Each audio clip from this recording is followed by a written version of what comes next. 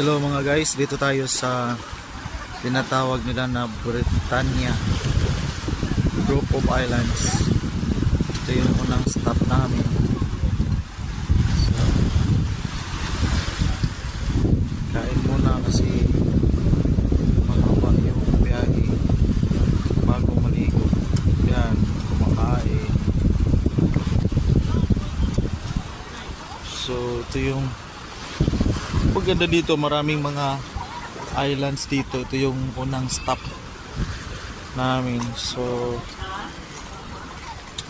white sand naman dito, clear water. So maganda po dito na bonding time with the family. So